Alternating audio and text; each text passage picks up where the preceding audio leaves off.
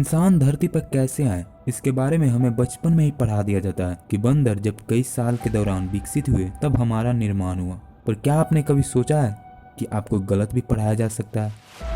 हम एवोल्यूशन से ही आए हैं, ये हमारी 100% सच्ची सच्चाई नहीं है। धरती का इतिहास कुछ ऐसा है जिसे देखने के बाद साइंटिस्ट ये कहते हैं कि हमारे जैसा लगभग 8 इंसान इस धरती पे रह चुके हैं और हम 9वीं हैं। अगर आप नंबर 9 का रहस्य जानते हो तो होमो सैपियंस का 9वीं स्थान पे होने का मतलब समझ सकते हो। अगर आप नंबर 9 का रहस्य नहीं जानते हो तो आप नंबर 369 की पूरी मिस्ट्री नीचे डिस्क्रिप्शन में दी गई लिंक के थ्रू जान सकते हो। हमसे पहले जो 8 होमो स्पीसीज इस धरती पर रहते थे वो सब विलुप्त हो गए। जरा आप फिर से सोचिए, हमसे पहले इस धरती पे 8 इंटेलिजेंट लाइफ आए और सबके सब विलुप्त हो गए। कैसे? और सबसे बड़ा सवाल, सिर्फ होमो सैपियंस ही आज तक कैसे बचे हुए हैं? हम होमो सैपियंस कैसे आए और कैसे सरवाइव कर गए, ये आज तक की सबसे बड़ी मिस्ट्री है। आर्कियोलॉजिस्ट ये सुझाव देते हैं कि इन सब सवालों का जवाब हमें हिस्टोरिकल डॉक्यूमेंट से मिल सकता है। निनेव, जो कि इराक देश में है, यहाँ पे साल 1842 में जब एक ब्रिटिश आर्कियोलॉजिस्ट ऑस्टिन हेनरी ने खुदाई की थी तो हजारों ऐसे क्ले टैबलेट्स मिले जिसे इतिहास का सबसे पुराना रिटन रिकॉर्ड माना जाता है। उन क्ले टैबलेट्स पे जो इन्फॉर्मेशन लिखी हुई है वो सुमेरियन सिविलाइजेशन के द्वारा लिखी गई थी। सुमेरियन सिविलाइजेशन को आज तक का सबसे पुराना सिविलाइजेशन माना जाता है, जो कि लगभग 5500 साल पहले एग्जिस्टेंस में आए थे और 1900 साल पहले विलुप्त हो गए। उनके द्वारा जो टैबलेट में लिखी गई थी उसमें इस सवाल का भी जवाब है कि हम इंसानों का अस्तित्व इस धरती पर कैसे आया। कुछ सुमेरियन टैबलेट्स को जब डिकोड किया गया तो आज तक का सबसे ज़्यादा रियलिस्टिक ह्यूमन क्रिएशन का स्टोरी सामने आया। उन क्ले टैबलेट्स में ये बताया गया है कि हमारे सोलर सिस्टम के आउटर मोस्ट रीजन में एक निबिरू नाम का प्लैनेट है जिसका ऑर्बिट कुछ ऐसा है कि वो हमारे इनर सोलर सिस्टम में 3600 साल बाद आता है। कहा गया है कि लगभग 4 लाख साल पहले निबिरू प्लैनेट से धरती पर कुछ एलियंस आए थे जो कि दिखने में काफ़ी बड़े थे और उनके पास पंख भी थे। आज की डेट में हम उन एलियंस को अनुनाकियंस बोलते हैं। उनके प्लैनेट का कंडीशन बहुत ख़राब हो गया था जिसको रिस्टोर करने के लिए ढेर सारे सोने की ज़रूरत थी। सोने के तलाश में ही वो यहाँ आए थे। ढेर सारे सोने वह खुद नहीं खोज सकते थे, इसलिए उन्होंने हजारों तरह के ह्यूमनॉइड क्रिएचर्स बनाए, यानी कि उन्होंने कुछ रेप्टाइल्स और एनिमल्स को इंसानी रूप दे दिया था। उसी वक्त अनुनाकियंस ने एक बंदर जैसा दिखने वाला जीव का डीएनए लेकर और अपने डीएनए के साथ मिलाकर हम इंसानों को बनाया था।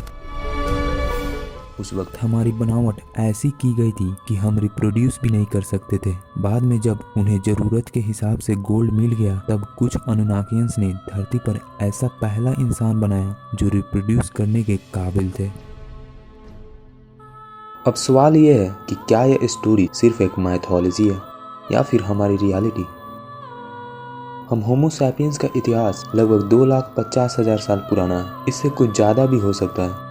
तो अब आप ये बताइए कि बंदर से काफ़ी अलग जिस स्थिति में आज एक इंसान दिखता है वो क्या 2-3 लाख सालों में ही बंदर से इवॉल्व होकर आ सकता है? बिल्कुल नहीं। हमारा कॉमन सेंस ही कहता है कि ऐसा नहीं हो सकता, क्योंकि एवोल्यूशन एक बहुत ही स्लो प्रोसेस होता है। जिस रूप में हम आज हैं उस रूप में हम 20-30 लाख सालों में भी बंदर से इवॉल्व होकर नहीं आ सकते हैं। यहाँ पे एक बात तो सही लग ही रहा है कि होमो सैपियंस एवोल्यूशन के थ्रू नहीं आए। कहीं ऐसा तो नहीं कि अनुनाकियंस ने ही हमें बनाया था। अनुनाकियंस के सच होने का हजारों सबूत मिलते हैं, जिसे देखने के बाद रिसर्चर्स भी यही कहते हैं कि अनुनाकियंस सच में एक तरह के परग्रही थे जो कि दूसरी दुनिया से आए थे। प्लैनेट एक्स के बारे में तो आपने सुना ही होगा। माना जाता है कि ये प्लैनेट हमारे सोलर सिस्टम के आउटर मोस्ट रीजन में है, जो कि इनर सोलर सिस्टम में कई साल के बाद आता है। बिल्कुल प्लैनेट निबिरू की तरह, है ना। साइंटिस्ट भी यही मानते हैं कि प्लैनेट एक्स का होने का संभावना लगभग 90% है। तो आपका क्या कहना है? अनुनाकियंस के सच होने का सबूत हम इंसानों के बॉडी में भी दिखता है। पहला है टॉलनेस। स्टोरी के हिसाब से अनुनाकियंस काफ़ी लंबे थे, तो आजकल के इंसानों के पास, जैसे कि दुनिया के सबसे लंबे इंसान जो कि रॉबर्ट वार्डलो हैं, जिनकी हाइट लगभग 9 फीट है, तो इन्हें इतना लंबा कर देने वाला इनके डीएनए में जीन कहाँ से आया? हम सब ये बात जानते हैं कि हमारा हाइट हमारे पूर्वजों से ली गई जीन से निर्धारित होता है। बंदरों के डीएनए में ये कभी नहीं था कि वो 9 फीट लंबे हो सकते हैं। तो अगर हम बंदरों से इवॉल्व होकर आए हैं तो हम 9 फीट लंबे कैसे हो गए? Number 2, as. रिसर्चर्स ये कहते हैं कि अनुनाकियंस कई हजार सालों तक जीते थे, लगभग 30,000 सालों तक। ये भी कहा जाता है कि कुछ अमर भी थे। तो अगर हम अपनी बात करें तो हमारी एवरेज एज 70 साल की होती है। अगर सच में हम बंदरों से इवॉल्व होकर आए हैं तब हमें इसी एज के आसपास मर जाना चाहिए, क्योंकि बंदरों का भी एज इसी के आसपास होता है। लेकिन ऐसा नहीं है। स्क्रीन पे आप जिनको देख रहे हो इनका नाम ये है। इनके बारे में कहा जाता है कि ये 196 साल जिए थे, लेकिन जब जीनोलॉजिस्ट ने इनको पढ़ा तब ये पता चला कि इनका एज लगभग 256 साल है। वैसे इनका एज कितना भी हो 150 से कम नहीं लग रहा है। ये इतने सालों तक कैसे जिंदा रहेगा? क्या हमारे डीएनए में ऐसे जीन्स भी छिपे हुए हैं जो हमें 9 फीट लंबे और कई सालों तक जिंदा रख सकते हैं? स्टडी के थ्रू ये पता चला है कि हमारे डीएनए का लगभग 95% पार्ट इनएक्टिव है। अगर हमारा पूरा डीएनए एक्टिवेट हो जाता है तो हमारे पास कैसी कैसी शक्तियाँ आ सकती है हम इमेजिन भी नहीं कर सकते हैं। हो सकता है कि किसी इंसान के डीएनए के कुछ इनएक्टिव पार्ट्स एक्टिवेट हो जाते हों और उन्हें 9 फीट लंबा और लंबी उम्र दे देते हों। यहाँ पे ये सबसे बड़ा सवाल है कि हमारे डीएनए का ज़्यादातर पार्ट इनएक्टिव क्यों है?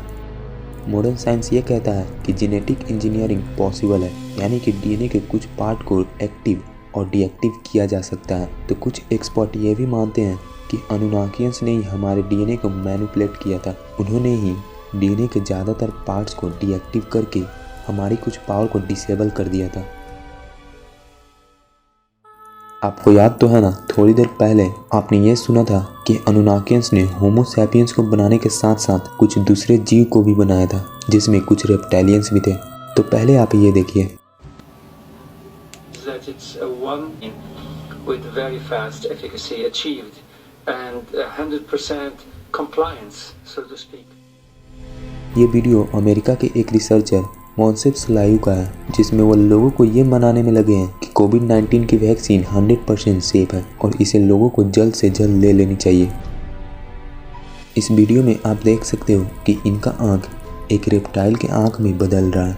सबसे पहले आप अपना ये डाउट क्लियर कर लीजिए कि ये एडिटेड नहीं है, क्योंकि ये वीडियो तब की है जब टीवी पर लाइव ब्रॉडकास्ट की जा रही थी। इस वीडियो को दूसरे एंगल से भी देखने पर आँख में हो रही बदलाव हल्का फुल्का दिखती है। इस वीडियो को देखने के बाद लोग ये सवाल उठा रहे हैं कि क्या मॉन्सेप एक रेप्टाइलियंस है जो कि इंसान के भेष में आया है। जस्टिन बीबर को तो आप जानते ही होंगे। ये जब 2014 में अरेस्ट हुए थे तब इनके वीडियो में भी वही चीज़ देखी गई थी।